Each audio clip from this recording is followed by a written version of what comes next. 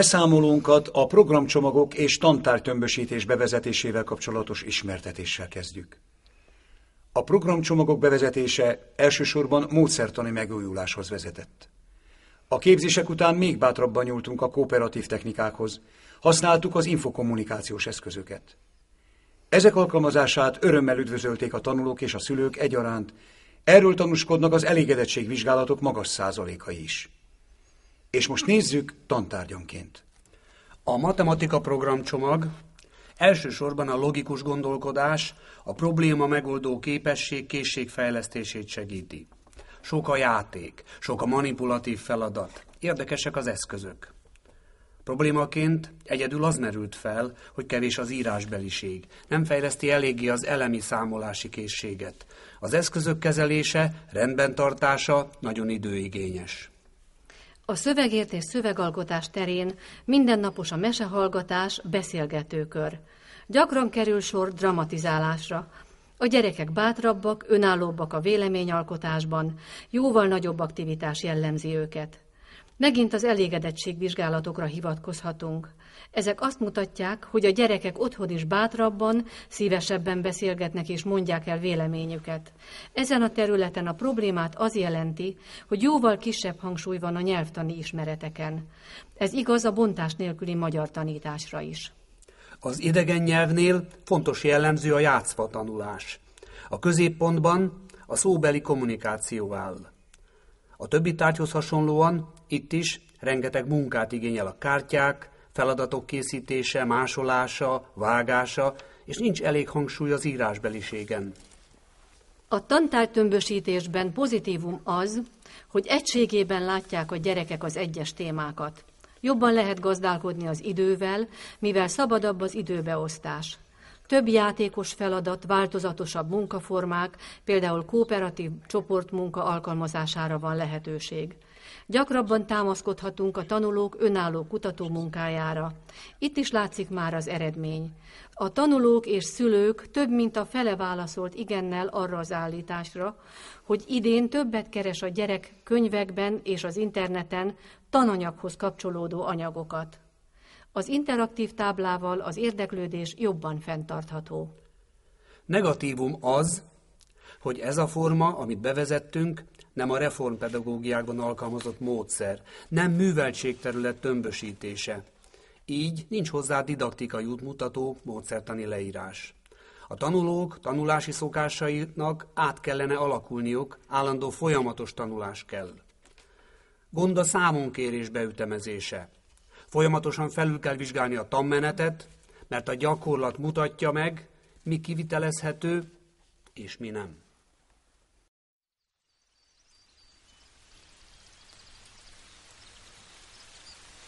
A természet- és környezetvédelem modul előzetesen megfogalmazott céljai között kiemelkedő jelentőségű volt a környezettudatos gondolkodás fejlesztése. Mindkét tanulócsoportnál érezhetően pozitív hatása volt annak, hogy kinn a terepen, a helyszínen tanulmányozhatták az eddig olvasottakat, fényképen látottakat. Az ok-okozati összefüggések így módon jobban áttekinthetőek voltak a tanulók számára. A 6. B-osztály témája közvetlen környezetünk a szigetköz. Látogatást tettünk a Dunakiliti duzzasztóműnél, hogy megfigyelhessük az ember tájromboló és gyógyító tevékenységét. Előbb a terepen szemlélődtünk, utána következett a látottak, hallottak feldolgozása.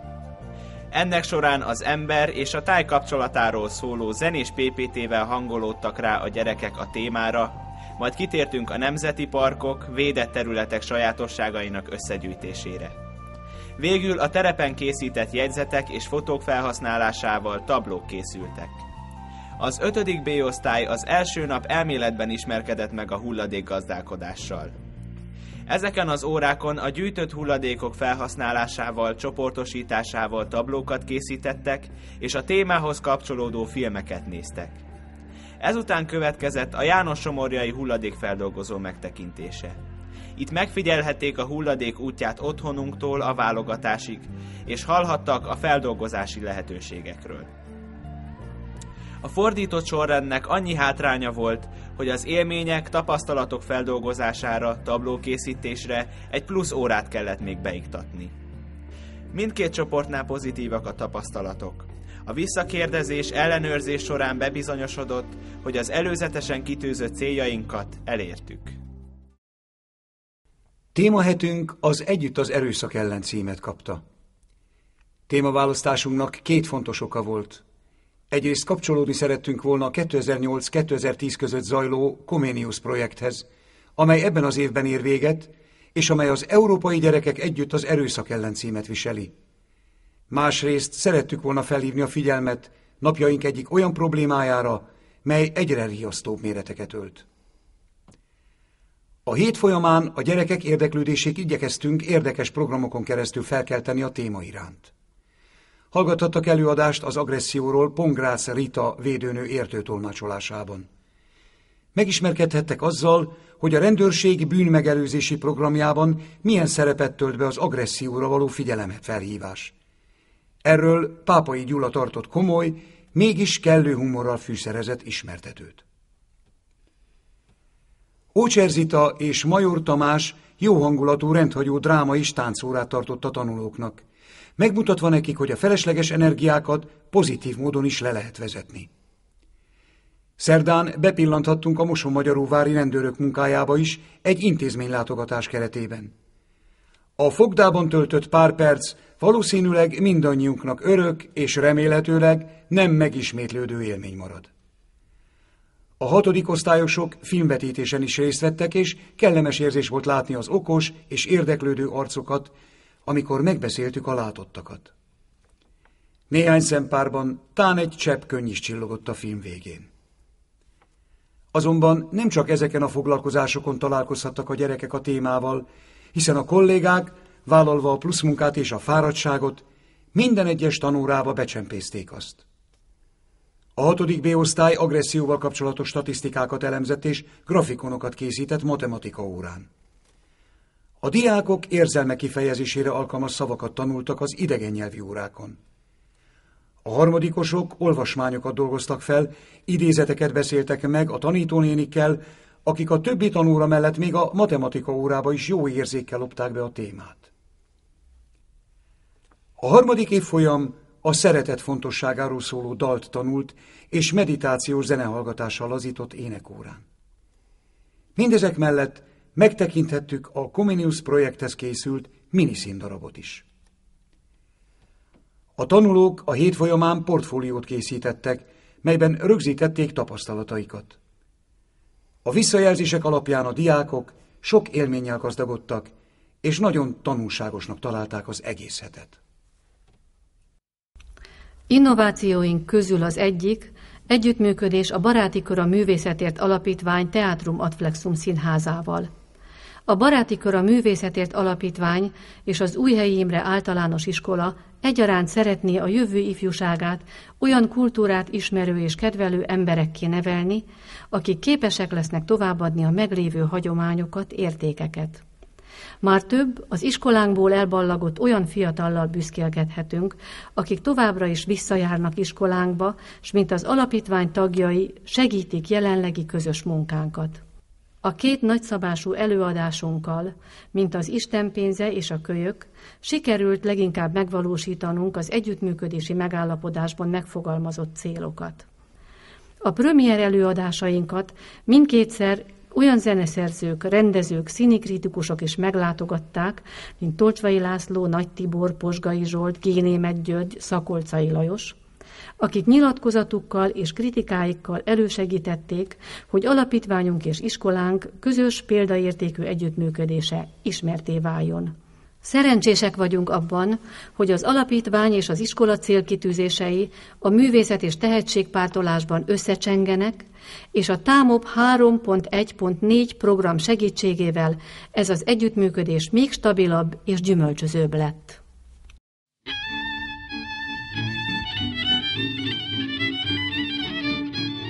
Átalakuló világunkban nehéz kapaszkodót találni, mert a korábban állandónak és változatlannak hitt hagyományhoz való viszonyunk megváltozott. A folklór, a néptánc elengedhetetlenül fontos ahhoz, hogy ismerjük egymás szokásait, stílusát, benyomásokat szerezzünk arról, milyen helyet foglal el a mozgás népünk életében. Az Újhelyi iskola a balett és a modern tánc mellett már évek óta foglalkozik néptánc tanítással is. Az idei évtől kezdve a TÁMOP program segítségével lehetőségünk nyílt még szorosabbra fonni ezt a kapcsolatot az Újhelyi iskola és a Lajta Művészeti Alapiskola között. Az iskolába járó gyerekeknek már első osztálytól kezdve lehetőségük van arra, hogy megtanulják a magyar néptánc alapjait. A magyar néptánccal való foglalkozás segít megismerni saját kultúránkat, és hozzájárul nemzeti identitásunk kialakításához. Néptánccsoportunk nagy sikerrel képviselte iskolánkat húsvétkor, a Szentendrei Skanzenben, ahol kisalföldi táncokat és húsvéti szokásokat mutattak be. Egy-egy jól sikerült fellépés nem csak a közönségnek, de maguknak a táncosoknak is hatalmas élményt jelent. Ezt példázza a Hortobágyon lévő fellépésünk is, ahol szintén megmutathatták magukat diákjaink. A különböző rendezvényeken, például az Újhelyi iskola évvégi gálaműsorán bebizonyították a gyerekek, hogy rövid idő alatt is nagy fejlődés érhető el, ha az kellő lelkesedéssel, akarattal és támogatással párosul. Az innováció segít abban, hogy a gyerekek megismerkedjenek a néptánc kultúra gyökereivel, a népszokásokkal, hagyományokkal, népviseletekkel, és minden olyan magyar tánccal, ami korosztályuknak örömet okoz.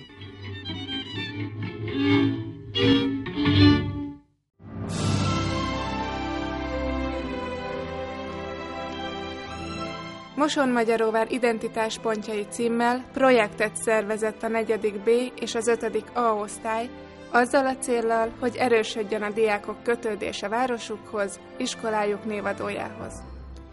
A 3 hét folyamán körbejárták a város nevezetességeit, előadást hallgattak a sajtgyártás folyamatáról, ellátogattak a tehenészetbe. Az osztálykirándulást is e témához igazították.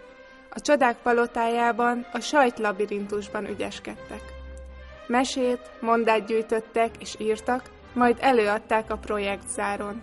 Sajtcímkéket, sajtos recepteket gyűjtöttek. A szülők jóvoltából sajtos ételekkel látták vendégül a meghívottakat.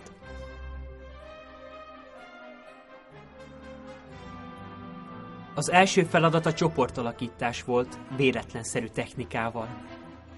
Szóforgó segítségével összegyűjtötték a csoportok Mosonmagyaróvár nevezetességeit, majd fürtábrán megjelenítették és bemutatták a többi csoportnak.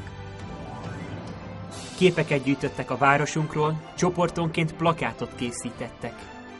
A városnézés során fényképeket készítettek, a fotók segítségével a diákok bemutatták városunk identitáspontjait.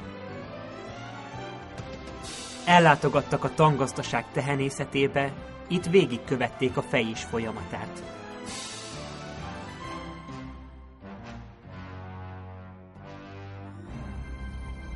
A sajtgyár munkatársa megismertette a gyerekekkel a sajtgyártás folyamatát.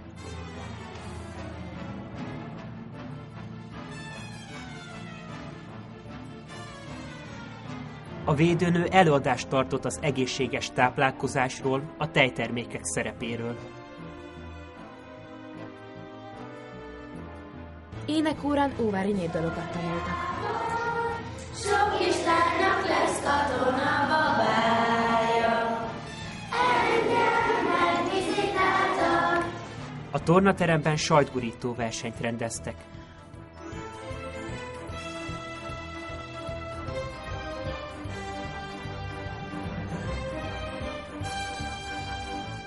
A verseny győztesei riportot készítettek a sajtbolt eladójával.